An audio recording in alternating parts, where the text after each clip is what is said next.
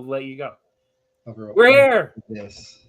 Episode 20. Can you believe we made it? We should have a cake. Oh my gosh, I 20 can't episodes. believe this.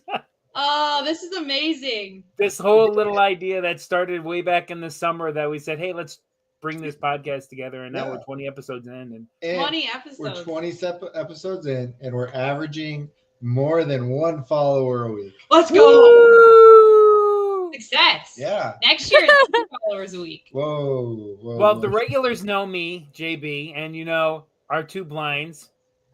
Cora and Dan. But we have a special guest tonight. Let's go. Hi. Koda, tell everybody about yourself. So, hi everyone. My name is Dakota or Koda. I can be found on Twitter at Spitfire Koda, which is a nickname given to me lovingly by everyone's favorite announcer, Paul Allen. I can also be found on TikTok, where I am. Last time I checked, 102 followers away from 15K. That is Western Dakota. Okay. Yes. Yep. Okay. Mm-hmm. I do. Which is pretty insane. Really fun. I'll show you. Where else can you find me? I occasionally pop into Vikes Now, which is where a lot of people might know me from. I also do a lot with like Dungeons and Dragons and TTRPGs because I take sports, I take TTRPGs, and I prove that they can coincide together. And so I can be found on Dice Rolls Can Kill, where I manage the social media. I can be found on Dicescape, and I can be found at the Strangers Guild. Yeah. You are everywhere. Everywhere. A little bit, yeah. Everywhere. And makes life interesting. And you teach, is that correct? Am I wrong there? Yes, I am a teacher. I do elementary school drama, which is a lot of fun. I teach grades pre-kindergarten through 5th grade. That's I have 2 degrees in theater, so that's awesome. So I have a daughter who teaches 2nd grade. Okay. And she was a Spanish teacher, and she transitioned to 2nd grade for this year. And I have 2 sisters who teach music, English, and both were drama coaches as well. Oh, really? Yes. Everyone should be. I originally for a really long time actually looked at like either the English or the history teacher route. And teaching isn't my is-all end-all. I've got quite a few plans for 2025 that include finally filming a proof of concept for a full-length feature film that I've been working on for the last 2 years.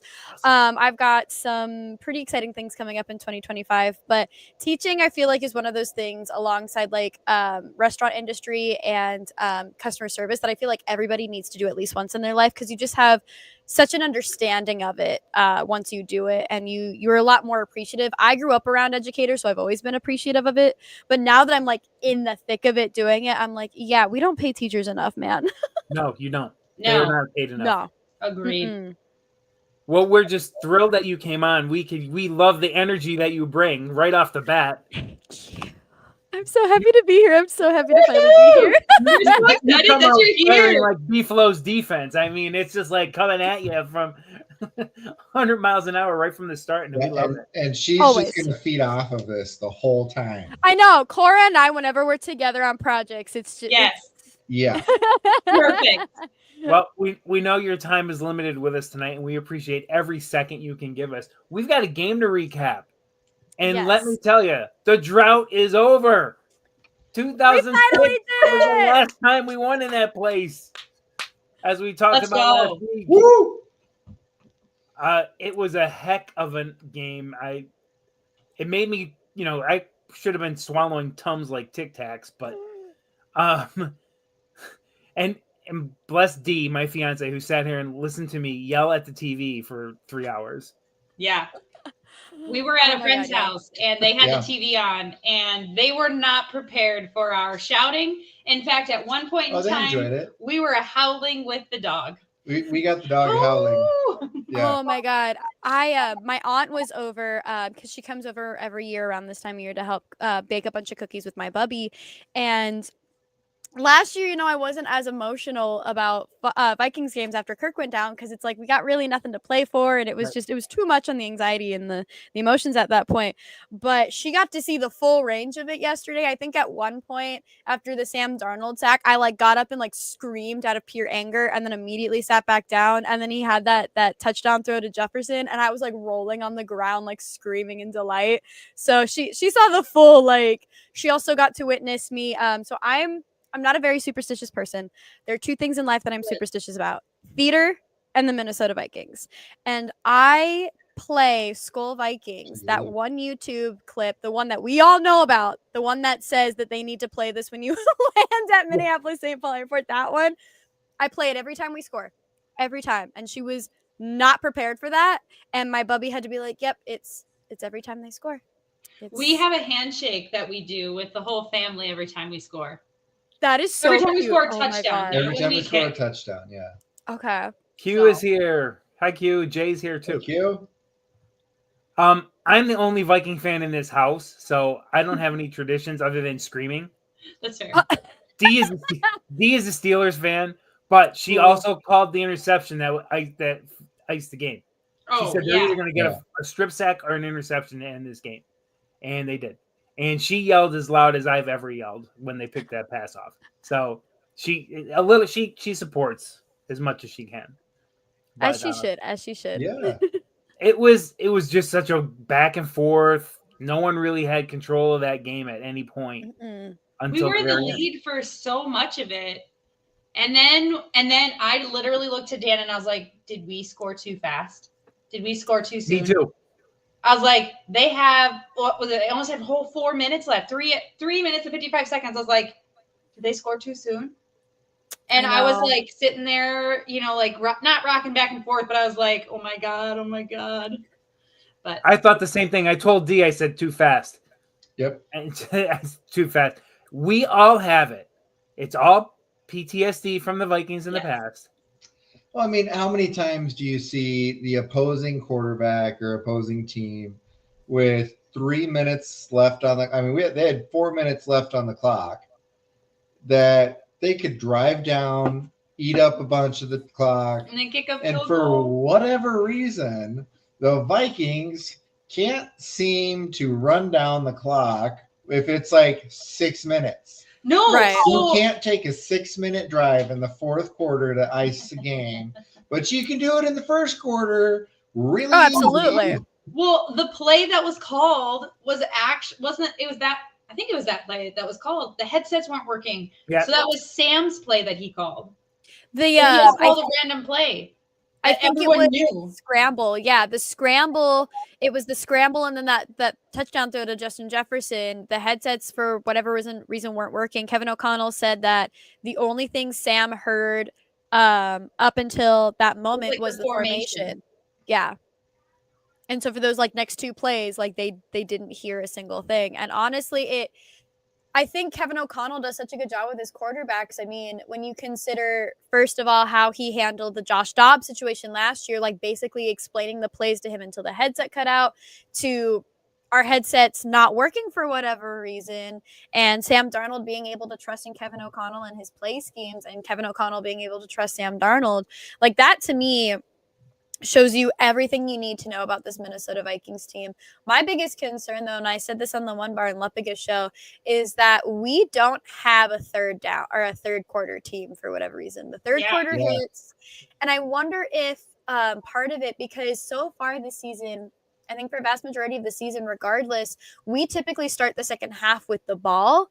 And so I'm curious as to if, the whole thing kind of goes out the window for the third quarter if the other team starts with the ball and we don't know what to do, I think partially it's because they figure us out and they know how to, or they have figured us out for the third quarter. Yeah. And then the Vikings defense figures out how they have figured us out for the fourth quarter. I think that might be the biggest, but I don't know. The offense, man.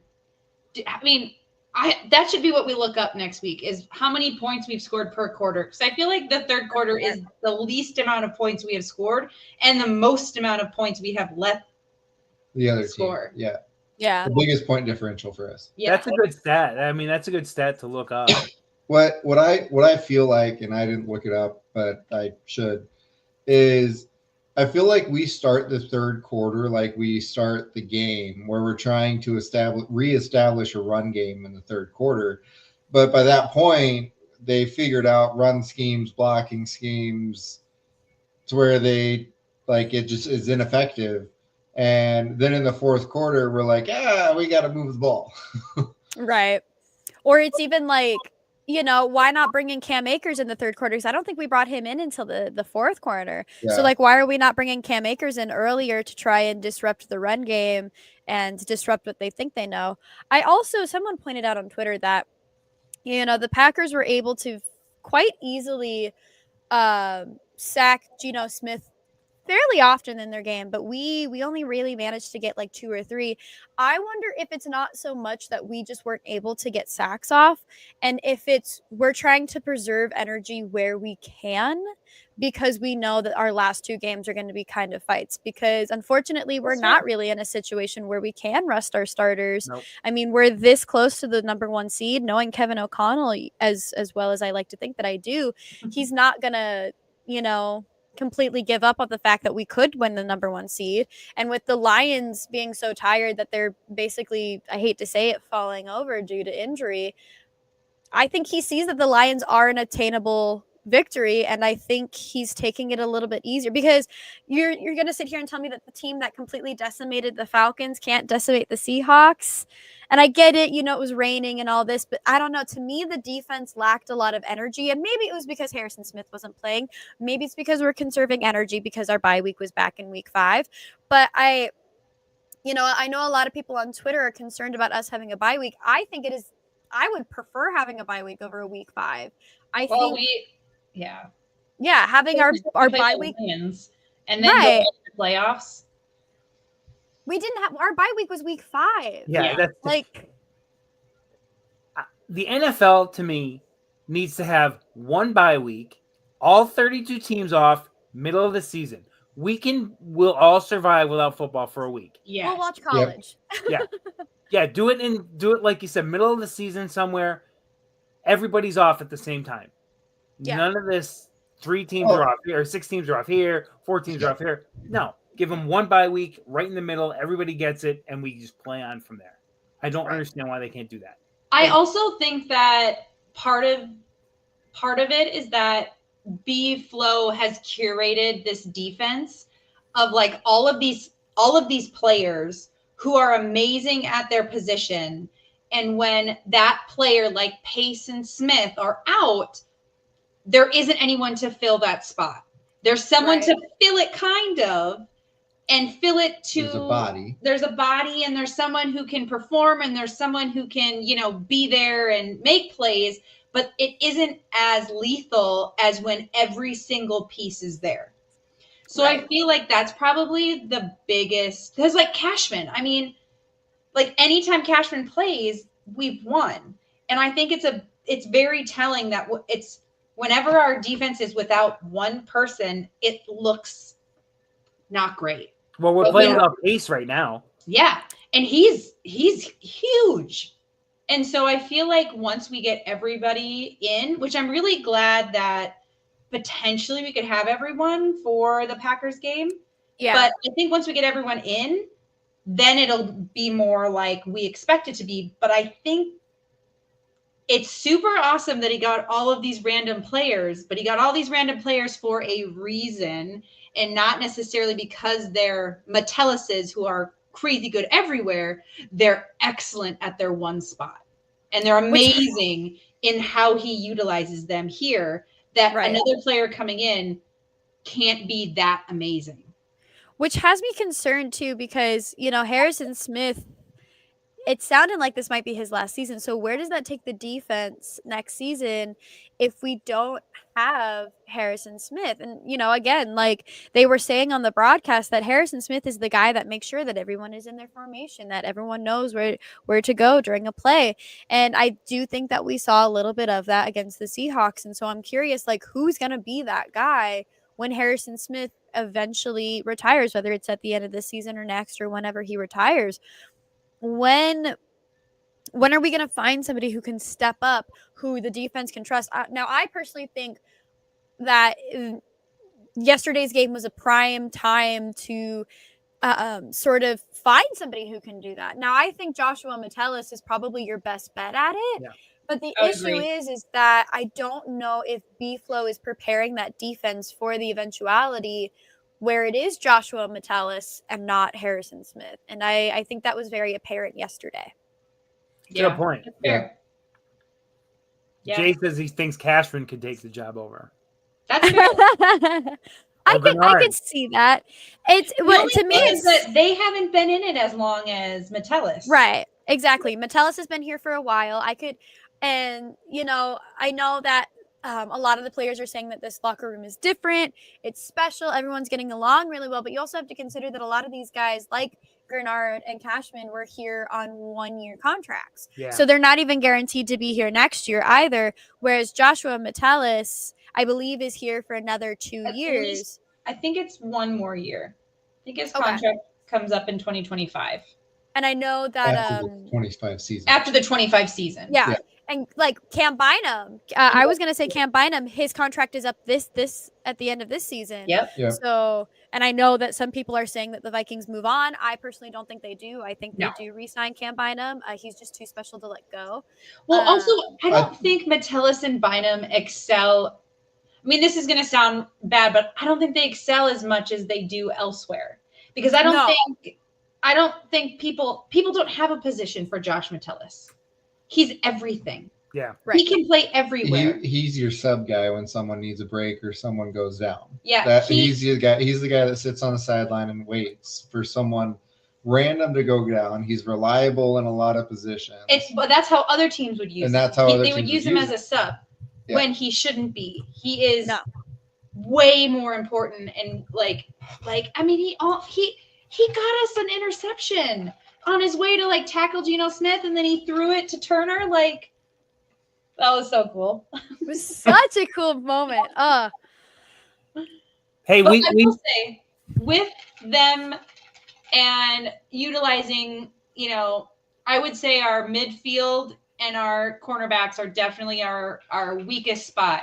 I don't know what it is about our linebackers and our line, but the people they have flexing in and out, they're just as good as our starters. Yeah, and I'm actually run glad. In off the field.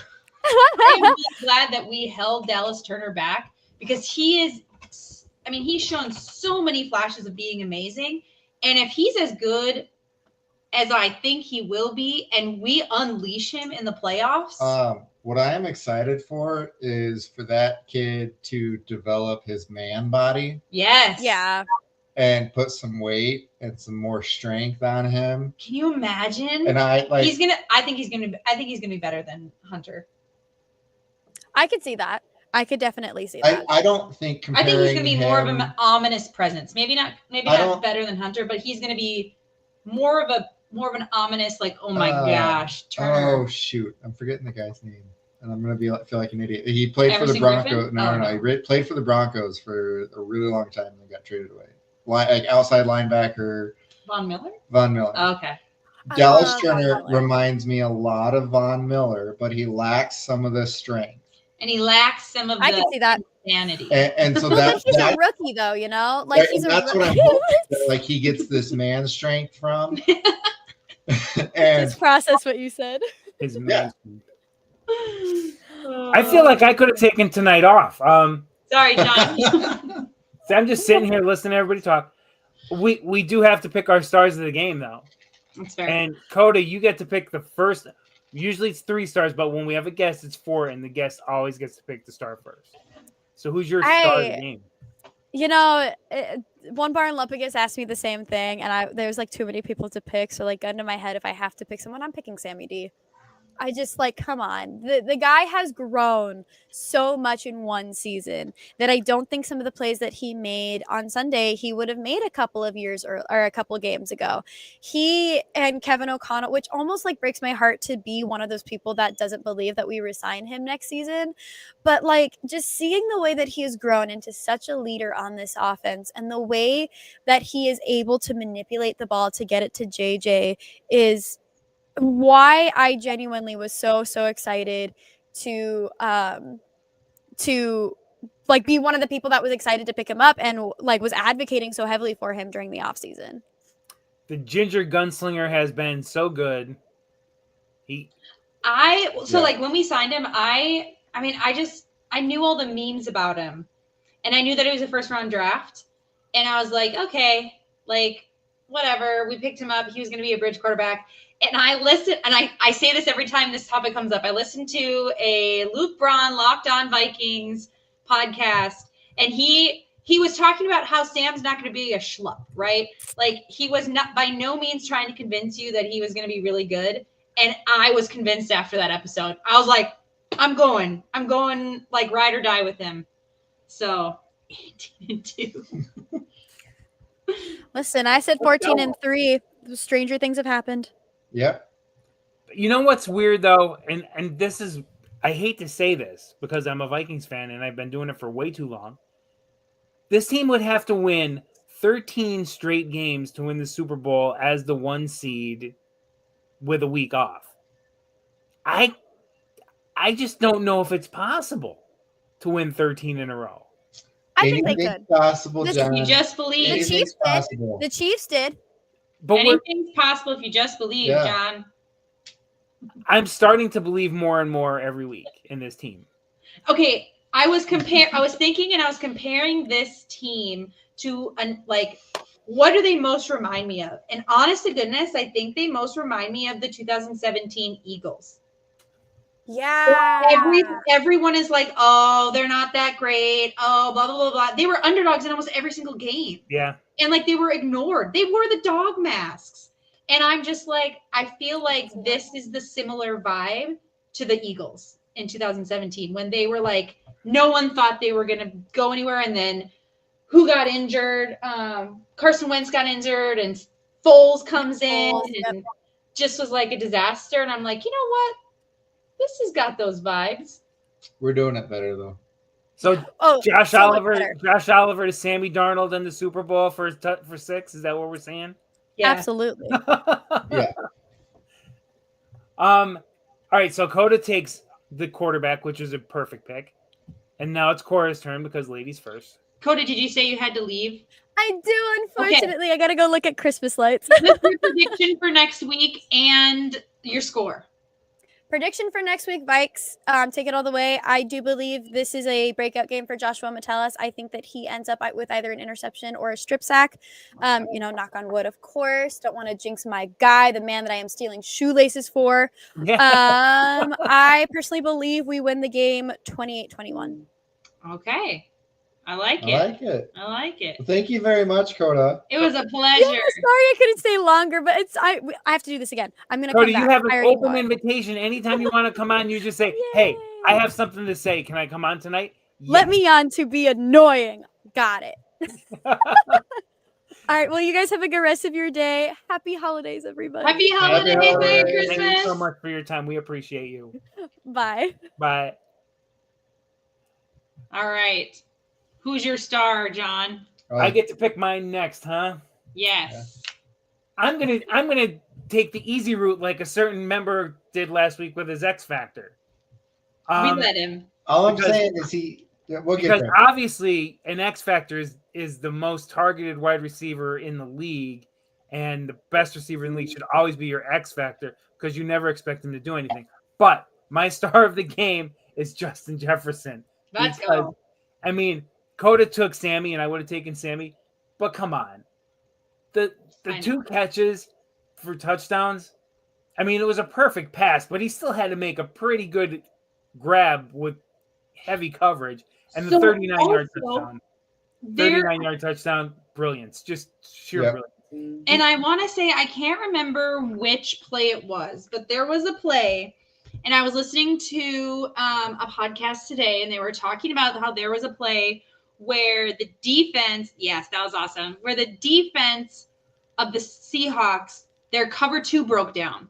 And Justin Jefferson noticed it and picked it up and started a different route. And Sam noticed Justin Jefferson picking a different route and noticed that because of his different route, noticed that it broke down, and then he threw him the ball, and I'm pretty sure he scored a touchdown on that one.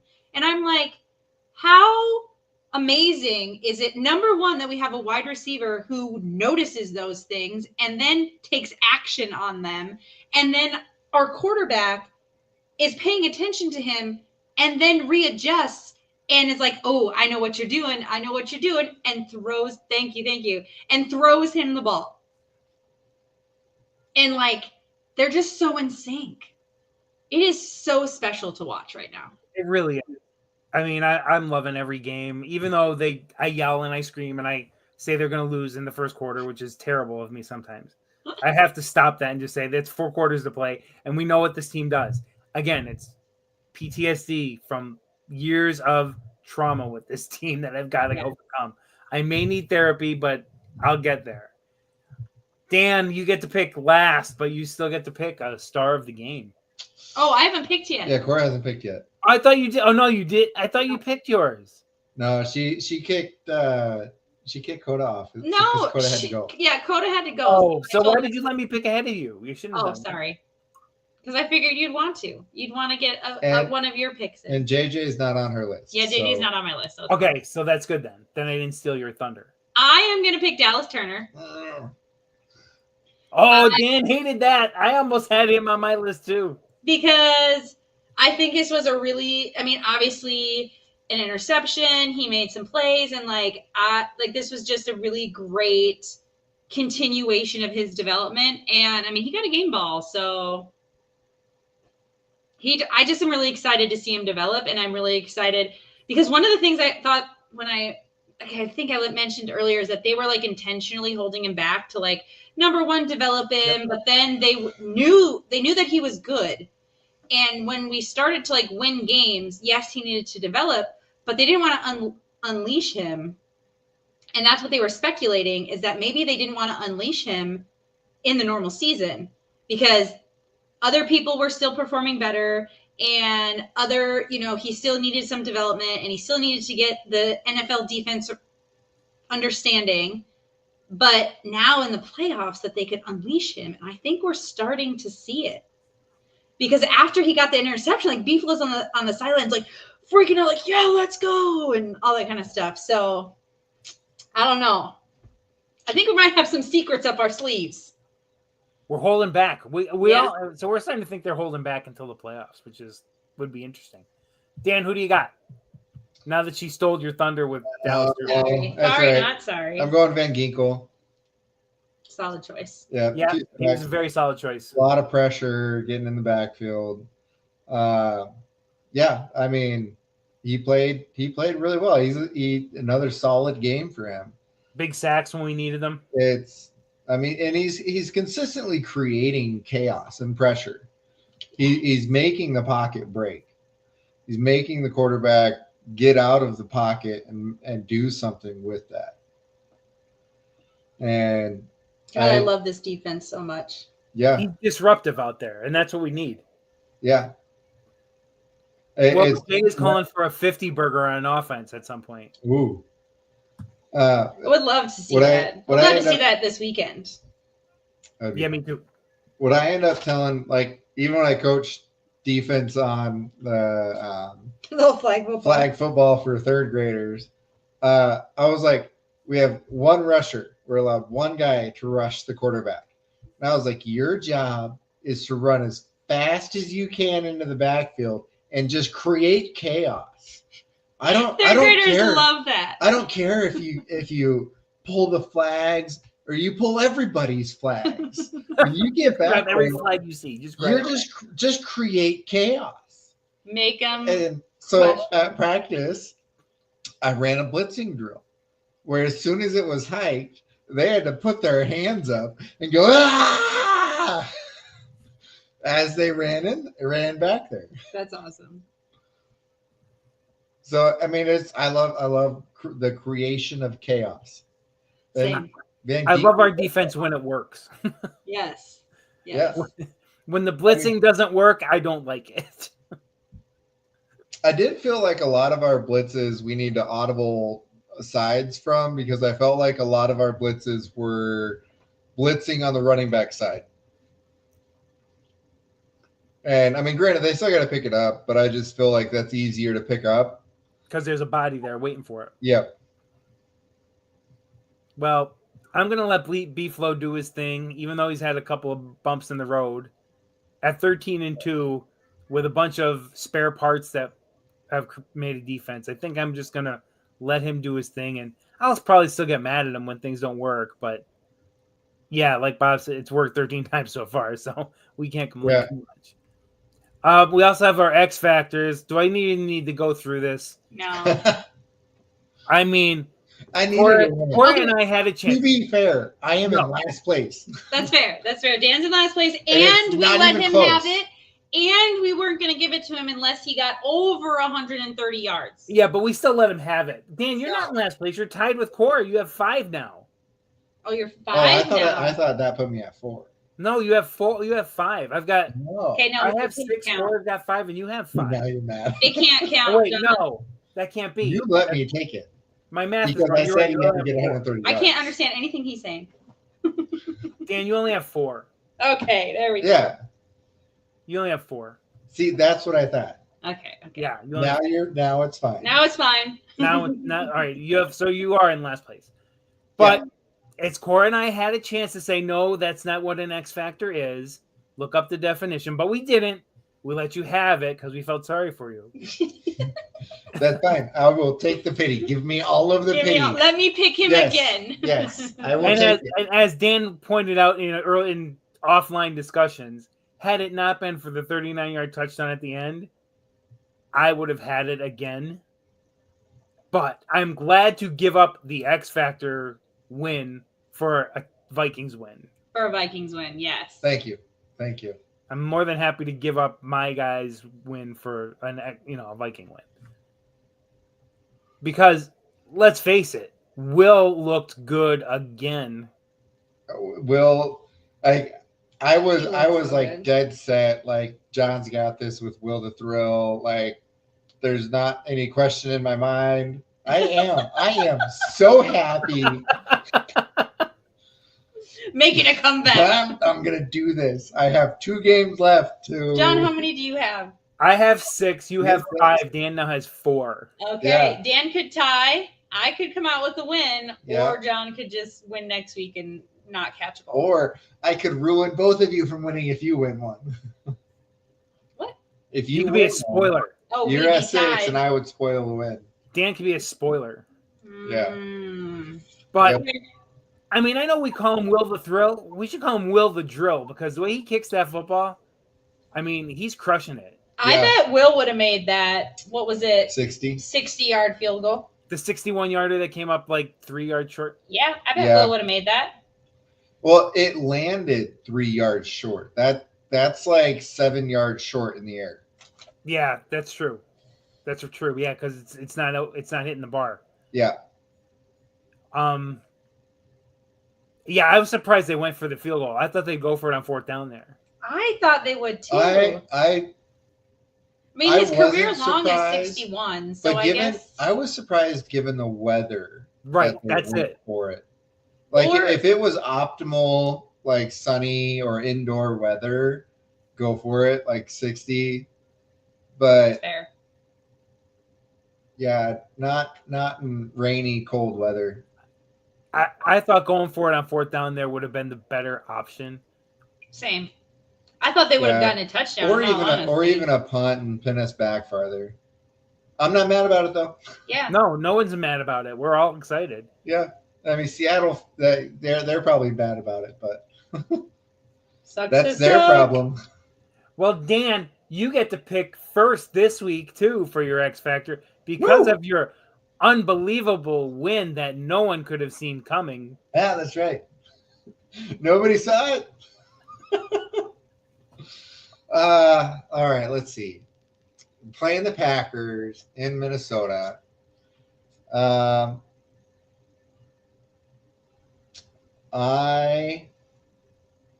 am going to go with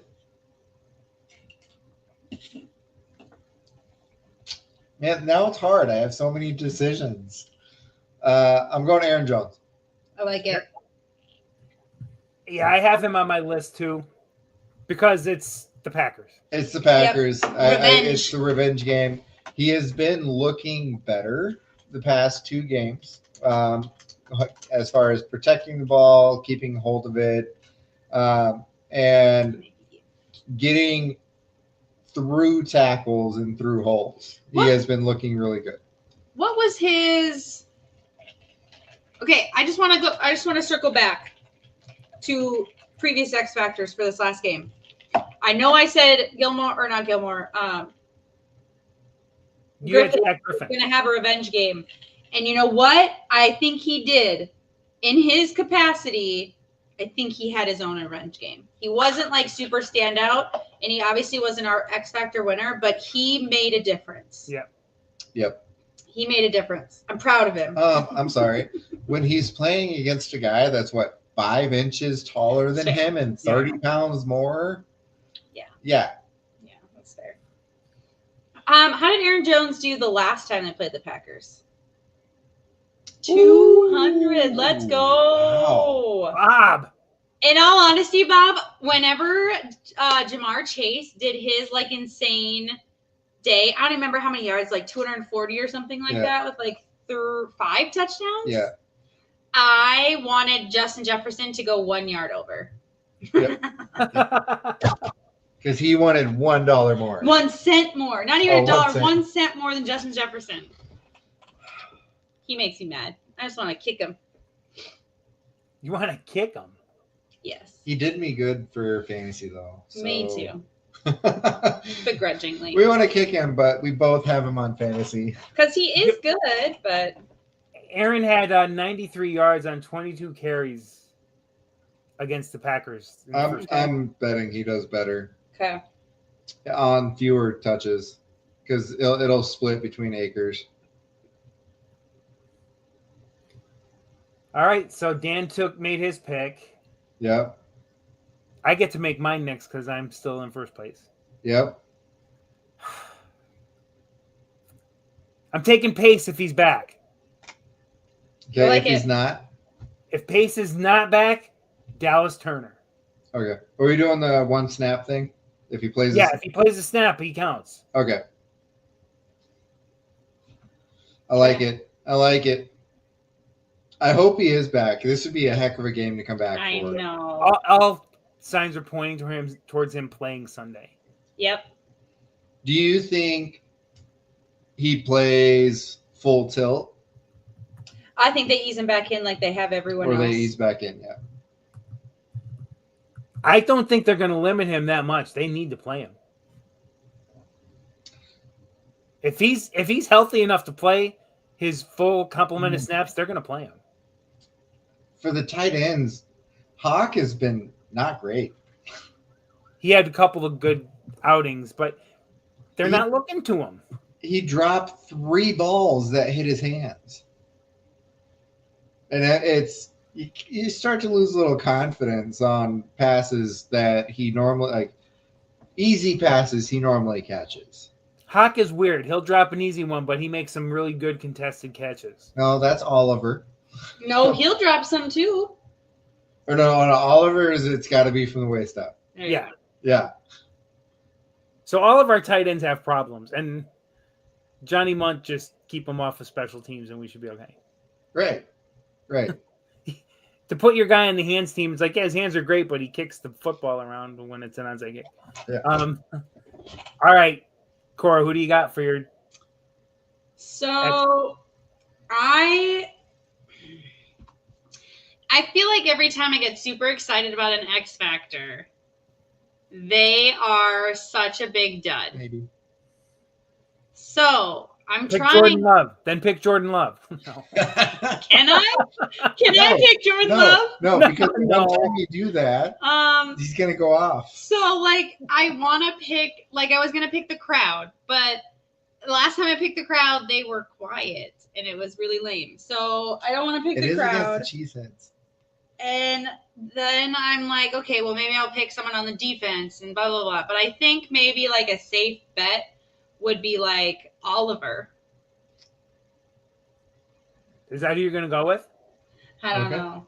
I don't know. I just don't want to, like, I might be self-sabotaging myself to win this, but I really don't want to pick someone and have them be a dud. Because I feel like every single time I won, it was kind of like, yeah, I guess Cora wins. Because no one else did very good.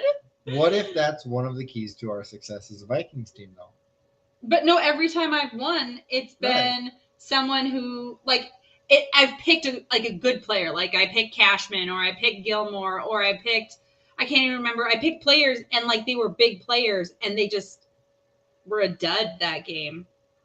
And so I don't want to pick a really, like, I'll pick Naylor. We'll go with Naylor. So you're going with Jay's assistance on this one. Yeah, Jay, I'm going to go with what you said. We'll go with Naylor.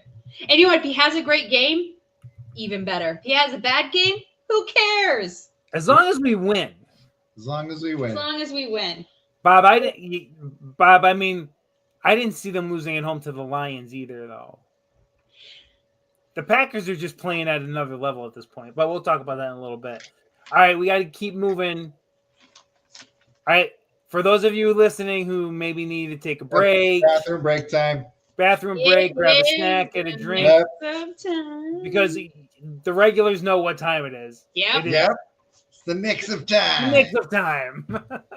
All right, here we go. 2 minutes. 2-minute drill. Maybe it's just 2-1. All right, all right. On face value, didn't look too bad. 29 of 40, 263 yards, 2 TDs. Overall, though, this was like a complete like protection game, and Bo Nix looked like it was this is dumb. I'm over this. Like Sean Payton was just calling, like basically telling him to dump it down. His intended air yards per attempt, 2.9. Oof. 2.9 intended yards per attempt. His completed air yards per attempt, 0.8. My God. That's not good. He had 238 yards after catch. Well, I mean, they do say the key is get the ball into your playmaker's hands. Yeah. It was, but like watching Bo play, like watching his mannerisms, watching his attitude, his body language he looks like he's being controlled. Yeah, it was definitely different. He didn't look like he was having. It looked the same last week. And then this week, it looks like they're just like Sean Payton is just got him by his ear and is just saying, you're going to do this. This is what you're going to do. This is where you're going to throw it. This is the guy you're looking for. This is where the coverage is breaking down. And that's the way it looked last week. And this week, they just wanted to, I mean, granted, the Chargers aren't a team that don't allow a lot of yards down the field. But it doesn't look like they're just letting him play. But yeah, that's all I got. That's all I got this week. Yeah, it was. And the second half, it looked like he had reined him in even more. Yep. Like they were a little. It looked like they had a little spark in the first half. Second half was like, what happened? This game was weird. It's just like you almost have them take a knee every time you take a snap. If you're going to play like that, I will say one thing that completely infuriated me with the refs is the Chargers' 3 drives in the second half where they scored 2 touchdowns and kicked a field goal in the 3 drives. Every single play of those 3 drives, there was a holding or another penalty on the offense that no flag was ever thrown for. The inconsistencies. We're talking like jersey pull holds that were not called. And I'm like, this is terrible. Like, I'm sure it's such a random thing in the NFL. They call it when they want to. Mm-hmm. Oh my God. But 3 straight drives where it's like every single play, there's a penalty that could be called. And I get that you're not going to call every single time, But there's jersey pulls, like guys were getting pulled by the shoulder and getting turned around, and it was just like it was bad. They're getting away with holds, but hands to the face, boy, they're all over those calls. Yeah. Oh, yeah. Except for face masks, apparently. So no, that's not hands to the face though. Oh, that's that's a face mask. It's a different penalty. Well, according to the guy who did it to Sammy on Sunday, that was a BS call. Yeah. I didn't pull it. I didn't pull it down. No. Whose hand was that in the middle of his grill then? Right. All right. Thank you, Dan, for keeping that segment short. It's time for our next, a good segment. I mean, a different segment. The best segment. Actually, this isn't even the best segment. Second best segment. Second best segment. All right. We back. I am going. All right. I was searching around on Twitter. She fell into the rabbit hole. I fell into the rabbit hole. And I love it when the ESPN or NFL does research because Kevin Seifert tweeted out, Vikings have forced at least one turnover in all 15 games this season, the longest active streak in the NFL. Most by any team since the 2020 Dolphins that had 16 consecutive games. The common denominator, B-Flow himself. Yep. So, in my ideas, I was like, hey, how many interceptions do we have? We have 22 total interceptions for the season so far. There are three weeks where there are none. 3 weeks. Week 1, Harrison Smith, Andrew Van Ginkel. Week 2, Josh Metellus. Week 3, Cam Bynum and Camus Grugier Hill. Week 4, Shaquille Griffin and Camus Grugier. Dan looked it up and I just can't even get it in my head. Hill. Week 5, Cam Bynum, Stephon Gilmore, Andrew Van Ginkel. Week 7, Week 6, none, because it was our bye week. Week 7, none. We played the Lions. Week 8, Byron Murphy. Week 9, Byron Murphy. Week 10, Cam Bynum, Byron Murphy. Week 11, Harrison Smith. Week 12, we played the Bears. None. Week 13, Shaquille Griffin and Byron Murphy. Week 14, Josh Metellus, Byron Murphy. Week 15, none. And we played the Bears. Week 16, Theo Jackson and Dallas Turner. The only teams that we have not gotten an interception off of are from our own division. That's crazy. And the fact that the Bears, with the kid running around with his like a chicken with his head cut off at quarterback, did not throw an interception. We should have had 2 that game. Yeah. Yeah, that's interesting. 22 picks, and think of how many dropped ones we had. I know. Oh my gosh. How many did we have this last game? There were 2 drops. 2? There were 2 drops. You could maybe say 3 because Metellus had one that would have been a crazy catch if he would have held on to it. Cashman dropped one. Dropped one, and Gilmore dropped one. Yep. I mean, that's 3 just this. Was it Gilmore who had it? I thought no. Gilmore had one, the diving catch across. That was okay. I wasn't sure if it was Gilmore. Yep. And then Metellus had the one along the sideline. Yeah.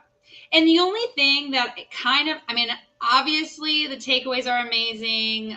The turnovers are the best. Interceptions are great. The only thing that really frustrates me about B-Flow's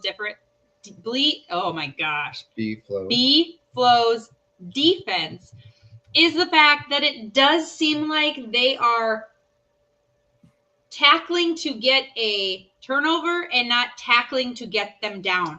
Yep. And I get it. They want the turnovers because that's a bigger deal. But you're giving up at least 3 to 5 yards every single time. You don't just tackle to get them down.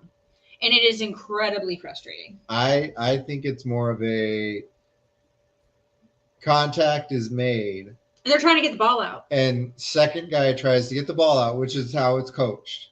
That's standard coaching. Is second guy tries to get the ball after contact's made. But the third and the fourth guy are late to get there. And there are guys where contact is made and they're not swarming to the tackles. It's fair.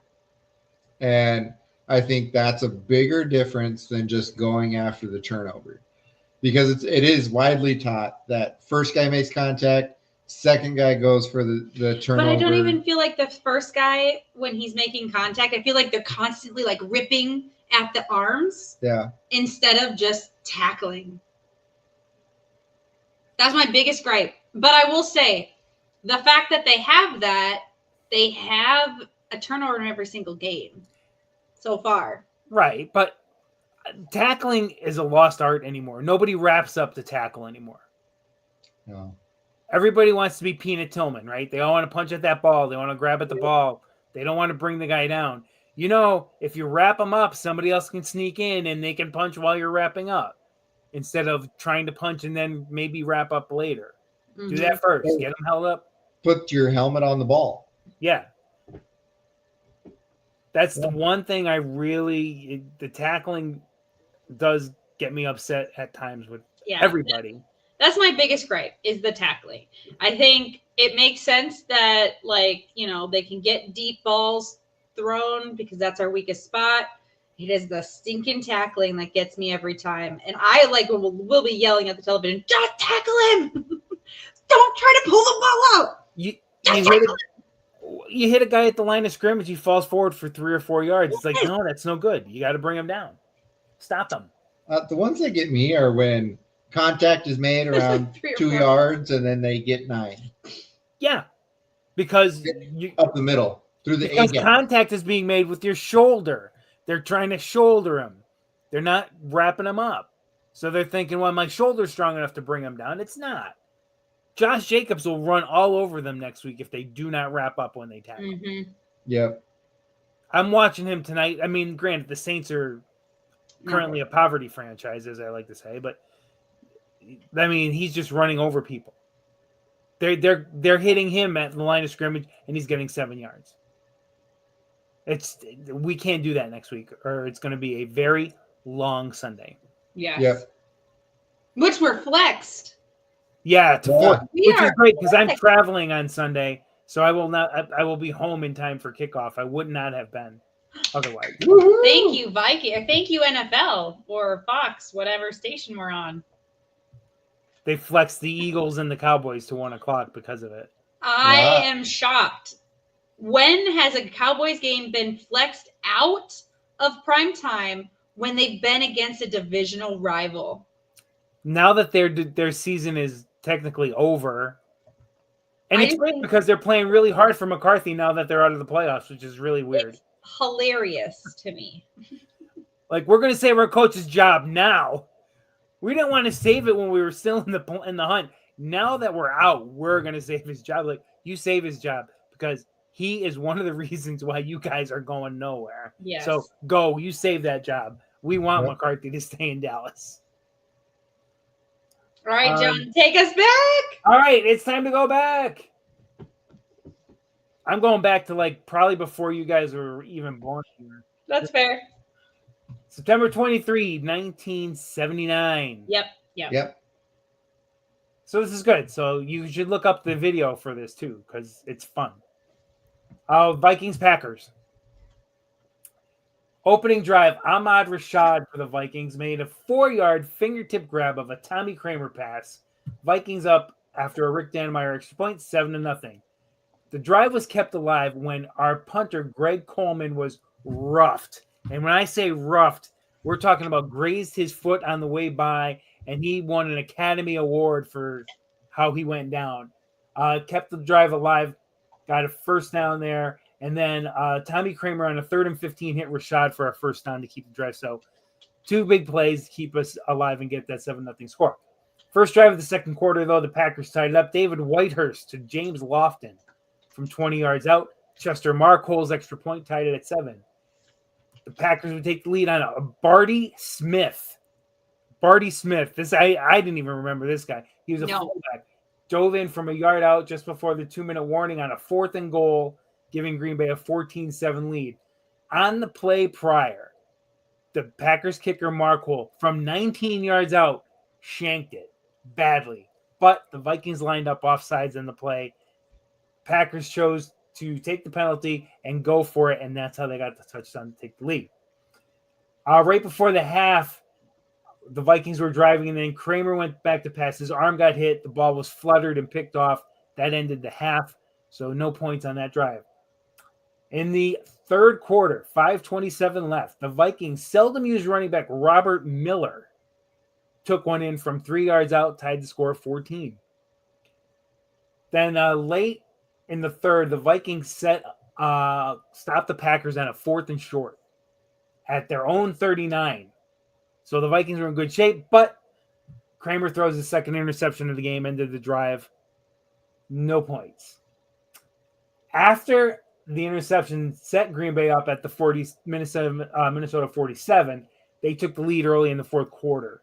Turdell Middleton, their star running back from 5 yards out, 21-14 Packers in the fourth. Vikings get another break. Barty Smith with a fumble. The Vikings took over again on the Packers 39. This time they cashed in. Ricky Young from 7 yards out takes it in. Vikings not the game. It's 21-21. Then with under 2 minutes left, the Vikings have a chance to win it. Rick Danmeyer, a straight-on kicker, which you don't see ever anymore, was wide left on a 43-yarder. So we go into overtime. And in overtime, the Vikings win the toss. Ted Brown takes the kickoff from the Vikings 8 all the way up to midfield. Vikings drive to the Packer 40. Then on 3rd 11, Kramer hits Rashad at the 28-yard line. Flag on the play, offensive pass interference. Rude. It's a gain. Now it's 3rd and 21 from midfield. Next play, Kramer steps back, threads the needle, finds Rashad in traffic. Rashad makes the catch, weaves his way through the Packers secondary, takes it in from 50 yards out, walk it off, 27-21 Minnesota. Love to see it. Nice. Stats on the day, Kramer 19 for 26, 245, 2 touchdowns, 2 picks. 2 solid running backs in the game. Teddy Brown, 77 yards on 15 carries. Ricky Young, 71 yards on 19 carries. Overall, the Vikings had 161 yards on the ground in this game with 43 carries. Rashad, 9 catches, 136 yards, and the 2 scores. Why do I pick this one? This was the last time that the Vikings have won an outdoor home game against the Packers.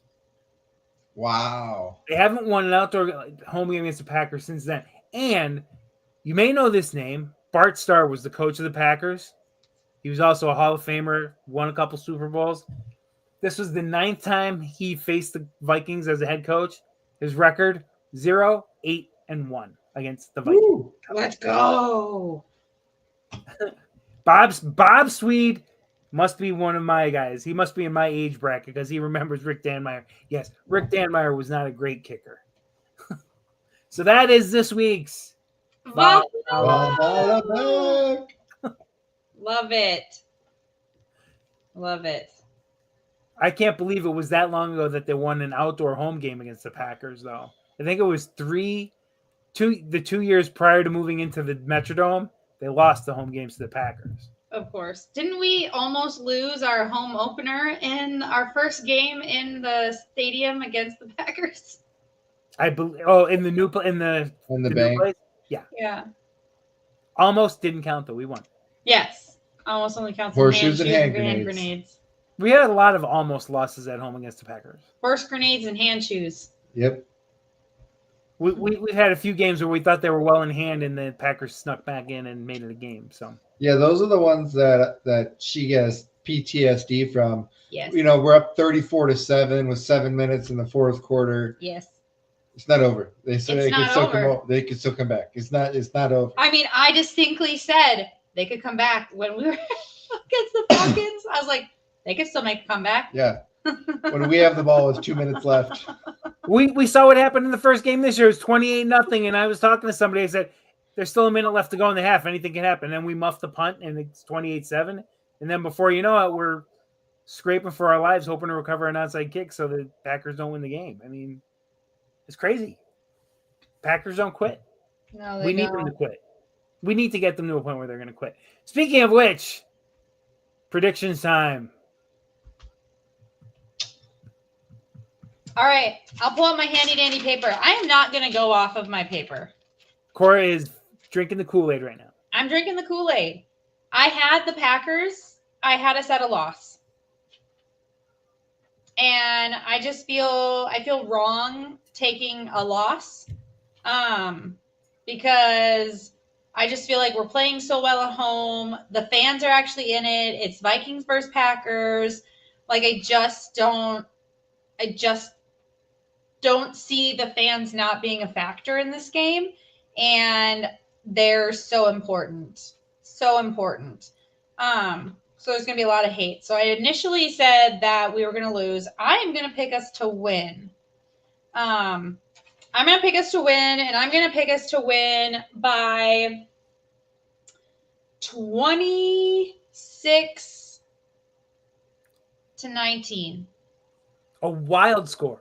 Wild score. I think it's going to be just a weird game. Like, there might be a safety.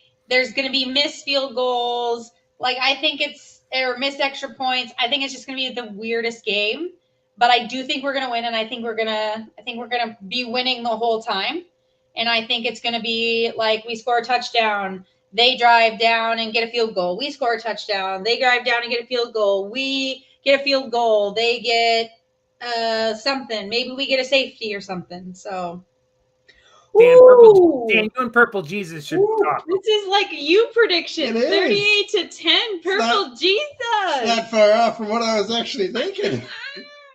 27. All right. Well, now, Dan, now that you've set us up, what is your pick? Yeah, I got the Vikes winning. I was thinking somewhere along the lines of 37-17. I was gonna be like 52-4.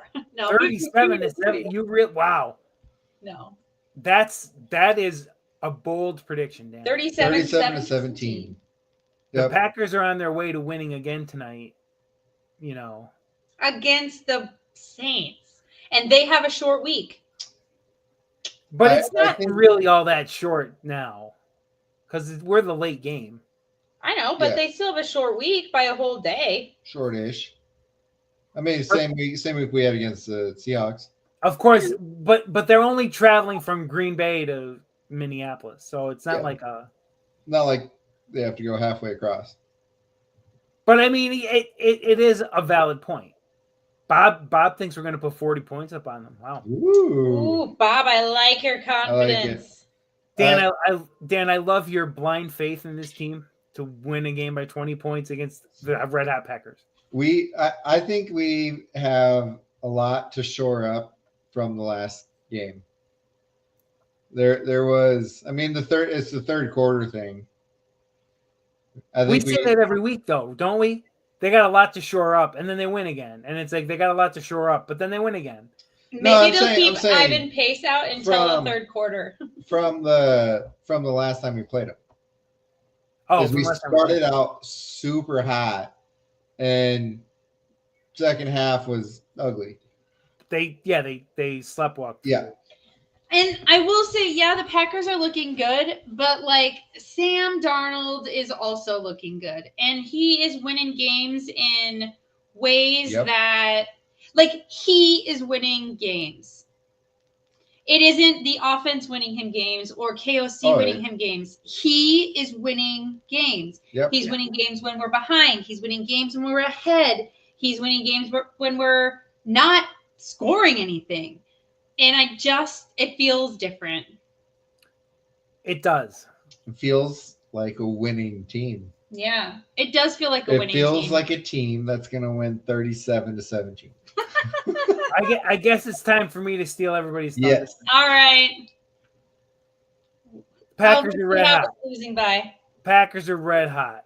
Love hasn't thrown an interception in weeks. Hey. Sounds like he's due. We had an interception against Love. Jacobs is running crazy on people now. Running over everybody he faces. Sounds like he's due to have a bad game. Winning 2 games in your division against solid teams is not easy. Yeah, we keep doing it. Well, in your division, but the Bears are like a cakewalk. And the Lions have already beaten us, so we can't beat them twice. So, I think Sunday, Packers 31, Vikings 29. Ooh. Wait. Say that again. 31, Packers 31, Vikings 29. Wow. And I want to be wrong. I would love to be wrong, but we have won 8 games in a row. Like I said earlier in the show, the Vikings would have to win 13 straight games to get the 1 seed at home and win the Super Bowl. That 13 in a row, I love our guys and I love the fight in them, but I can't see them winning 13 consecutive games. Why? I just can't. I think we have too many moments, too many periods during games where we don't play strong football. And against playoff teams, if you do that against playoff teams, it can come back to bite you. And right now, the stretch of games we're playing is playoff team, and then it will be playoff team kind of thing. You can't keep playing this way and winning every week. You can't. We've got to put together full, complete games. We have still not done that since the Texans game. I love the fight. I love that they scrap and claw and win games. But when you're playing teams this good, you can't do that. You've got to play complete games. They're not going to make mistakes the way, the Seahawks did or the way the Falcons make mistakes. These are good football teams. These are next level teams. We've got to play better. And I think we're going to scrap. I think we can beat anybody and lose to anybody. I say it every week. We can beat any team we play, and we can lose to any team we play because of the way we play. There are just periods during games I watch this team and say, what are you doing out there? But then they reel it in and they figure it out. But how often can you reel it in and figure it out once the competition gets better? So unless that's your MO. Yeah, but how can that really work? It has been. It's worked real well so far, but this team is 7-1 against a very poor AFC South and a very weak NFC West. And then our 3 rando games were the Giants, the Jets, and the Falcons, who were in a tailspin with Kirk. So, I mean, we're winning games. We're doing what we're supposed to do. The NFL doesn't have style points. But, man, at some point, you've got to put a full game together. You've got to put together 60 strong minutes like they did against the Texans. And I hope this is the week they do it. I think they can win the game. I don't think they can't win it. But I could easily see this being a close loss. And that's what I'm going to pick this week. I feel we're due. I just feel we're due. And I hate to say that. But when you win 8 in a row and the way you're winning them, I think you're due to have one not work out for you. If there's a game to not win, it'd be the Packers. Because I think we got to beat the Lions. Yeah, but that line, if we lose to the Packers and the Lions are playing the Niners this week, which should also be a bye week for them because the Niners are just reeling, the Lions win the division. It's over. So the Lions aren't going to play anybody in that last week if they don't have to. Yeah. So, yeah, beating them would be nice, but if you're beating them and they're not playing at full strength, or they're more worried about that off week they have and being healthy. I don't know how great that win is going to be. I don't see Dan Campbell resting anyone. I don't think Dan Campbell's a great preparer, for lack of a better word. I don't see Dan Campbell resting anyone. I think Dan Campbell's a knucklehead. Yeah. And I'm going to say that on the show. I think he's a knucklehead. I think he motivates his guys well, and he does some good things. But some of the stuff he does out there, it's like, you're just lucky, man. You're making really bad choices that you're getting away with because you're talented. and I know that is going to come across poorly on the podcast. I don't care. I think he's a knucklehead. I think he's a really motivational knucklehead. Yeah. Yep. I think Dan Gamble. Yeah, that's exactly what that. He is. Yes. Yes. Yep. And it's going to agree with that. Dan and Gamble. It's eventually going to bite him. I'm waiting for it to be. It's a 4th and 2 in a critical moment of a game, and he decides to throw a center eligible pass, and the center just drops the ball wide open, and they turn the ball over on downs, and that's it. That's ball game. I'm waiting for something like that. Or he throws it to someone who didn't. What's the word? Didn't check in. Check in. Yeah. Yeah. I'm waiting for him to do something like that, and the Lions fans love him. They love that he's a gambler because he's winning with it. He's getting away with it, but he didn't get away with it in the playoffs last year. Yeah. They should have been in the Super Bowl. And his ways cost them the trip. So that's what I'm after a very long-winded prediction, and we're now well over our time. I'm picking the Packers in a very tight game this week, but if we won it, it wouldn't surprise me. Sean. Final thoughts on this very long edition of Three Blinds. I love this team. I love the players. I love KOC. I think he's the best coach in the NFC 100%, and I think he's the best coach in the NFL. I'm very excited for how well we've done this year off of random people and Sam Darnold being put on our team. And I'm very excited for the future, whether it be with Sam Darnold or with JJ, because I think either one of them will be great. Would be more excited to see what they'll do with JJ than I will be with Sam, because they picked JJ. Yeah. And they're creating JJ. When Sam, obviously they picked Sam up, but they chose JJ, and he was someone that they had wanted, very, very vocal about the fact of them wanting JJ. So I'm very excited. I'll be excited if Sam stays. I'll be even more excited when JJ starts. I can't wait for the future of this team because it is very bright. So bright. And I'm so excited about that. I think so too. I think we're growing. I think we're growing as a team with KOC. I've said this. I tweeted this out. There were people that didn't want him. They didn't think he deserved the job. They didn't think he earned the job. And they wanted somebody else. A lot of them wanted Captain Khakis, who's doing his thing out in Los Angeles with the Chargers. I was glad he got back on the plane and didn't come to Minnesota. I didn't want him. This is the guy I wanted. Yeah. Yep. I got up into the whole hype of Mike McDaniels, and I 100% regret it. And I'm so glad we didn't get him, but I just liked the quirkiness of it. But I won't be disappointed in any outcome of this year. No. If we lose, obviously I'll be bummed and whatever, but I will not be disappointed because this was a year of a bridge quarterback. This was a year of building. This is how well we performed on Mod Podging, and no one expected us to be anything, and this is how well we performed, and next year we're just going to get better. And I'm so excited.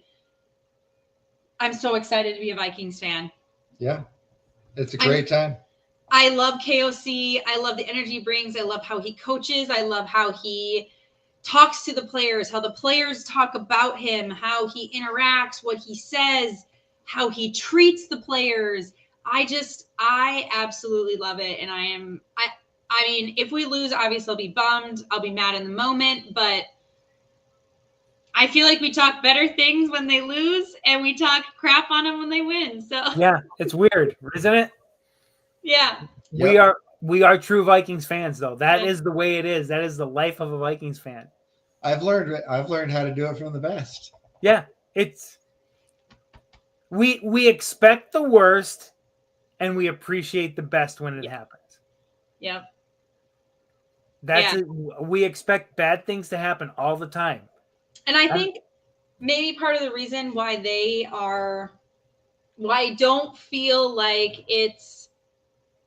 I feel like they're calm and collected. Yep. Because they're not playing like, oh, this is like, we have a limited amount of time. Like we have an older quarterback. We like with Kirk, it was always like, oh, like Kirk doesn't have that much time. He's getting older. Like he was here for these peak years. He was here for this. He was here for that. And like, we gotta get a Super Bowl in before he leaves. We gotta get a Super Bowl in and blah, blah, blah, blah. And now it's like, this is supposed to be our down year. This is supposed to be our rebuilding year. This is our John Daly rebuilding year. Yeah. And so Yeah. And so I'm just so excited that like I don't feel like the other teams in the NFC can say, except for maybe the Bears because they have a rookie quarterback, but they don't have a coach like us. And I just don't feel like there's coaches in the NFC who are building what we're building. I think Dan Campbell's going to wear off. Like I said, the guy's a knucklehead. Yeah. Yeah. And it's definitely derogatory towards him, but it works for whatever he's doing. It's working in Detroit. I don't know if it would work everywhere, his style. Yeah, no, I don't think so. But it works in Detroit. But I just watch him and it's like, you've got to be kidding. That actually worked what you did? Like, it's not going to work every time. And he thinks it does. He coaches like he's playing Madden. Yeah. Yeah. And eventually it bites him. Yeah. But let's hope we win. Let's hope I'm wrong. I like being wrong when I with all my fiber of my being, I hope you are wrong. Yep. I do too. I never want to be right when I pick against them. And sometimes I have to let my head overrule my heart. Yeah. You know, and I have to try and be honest, even though it doesn't sound very positive, just from what I've seen. And right now, the Packers are probably as hot as any team in the NFL. And they do some things that we haven't done so well lately.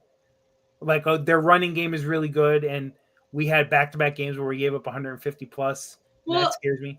What's their win streak right now? 5. 5? Okay. I think it's 5. I mean, the Eagles just lost to the Commanders. Yeah, but they lost their quarterback in the first quarter. Yeah. But still. Okay, Jay, but I'm still picking the Packers this week. All right. And we didn't even have time for Nostradamus. I know. We didn't even talk about food. I know. This is the longest show we've had, I think, ever. So it's Koda. But it's also the 20th episode, so we had to celebrate a little bit. And it's a Monday night. It's a Monday night, yes. We'll be on Monday night again next week. Yep. And we have another guest that you will really, really love. And I won't release it until she is 100% confirmed. But it might be spicy. Whoa, very spicy guest, possibly. Yeah. So tune in next week. Keep an eye out. Yep, we will give you all the details. Until then, for all of our friends who came in every week, who come in, Bob and Jay and Q and everybody else who checked in, if you celebrate the holiday, have a Merry Christmas or whatever you celebrate this holiday season. May it be a joyful one for you. I'm done. I got nothing left. We're good. All right. You know what to do. Take us out. Skull.